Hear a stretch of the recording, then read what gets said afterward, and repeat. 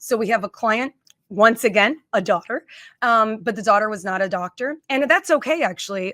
In Florida, you don't have to be a doctor to own a practice. You do have to be a dentist, by the way. You do have to have some ownership interest that is a dentist.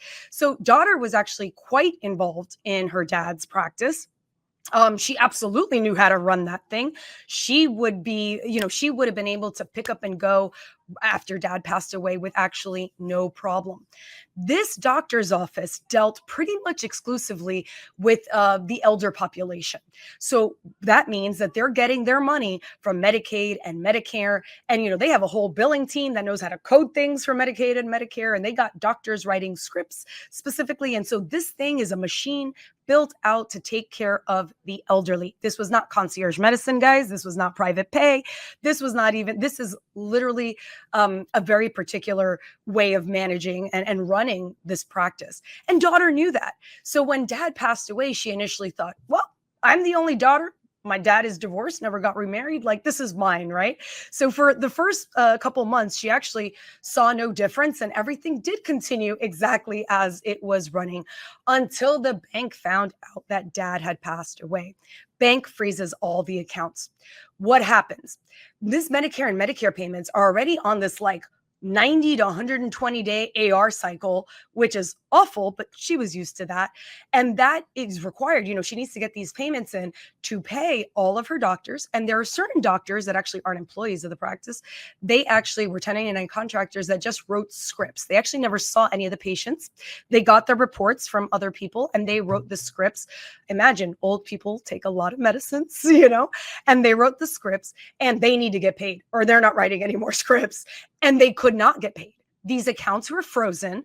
Some of the accounts actually, because they were at different banks, and they had done that for different reasons. There's different compliance issues in each bank, but some of the banks just allowed the money to keep coming in and they couldn't get the money because the account is frozen. But actually, one of their banks, which is a small regional bank, when they freeze an account, the payments bounce back. They wouldn't accept the payments into that account. And that became even a bigger problem. By the time we were able to get daughter appointed as PR and get these accounts unfrozen, it took about 120 days. It took about 4 months.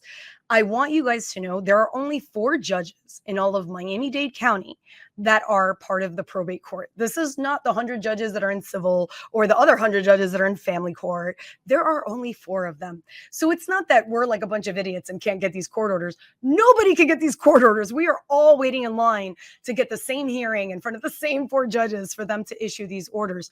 Daughter was losing her mind. I remember feeling the stress for her of if I can't get money, she was borrowing money from everybody to try to keep these people at bay, to pay them what they were owed so that they would continue servicing her patients. Cause she's like, once we lose a patient and they go somewhere else, we're never getting them back, And so by the time we were able to do this, it really hurt the business in the meantime, but the amount of stress that she was under for those 4 months was awful. I felt her pain back then. It doesn't need to be that way, guys. I promise you, there are ways to immediately send a simple certificate of trust and some corporate compliance documentation to the bank to go, hey guys, yes, this person passed away, but that's okay. This is the person that's legally entitled to take over, and everybody knows what to do. And if account is frozen even 1 day, it's too much. But really, even if the bank finds out before you're able to send those documents, within 48 hours, those accounts are being unfrozen in the normal planning sense. So you want to make sure that this is what planning looks like. Everyone knows what to do. Nobody is worried whether it's your employees, whether it's your clients. Everything keeps operating in the way that it needs to without your signature. And it could continue to grow and it's not going to be a problem. Daughter, at least the only happy ending to that story is daughter to this day is still running that doctor's practice. She has now taken on partners that are doctors, but she's doing fine. It didn't shut down her business, which sometimes not doing planning really can have that kind of adverse effect.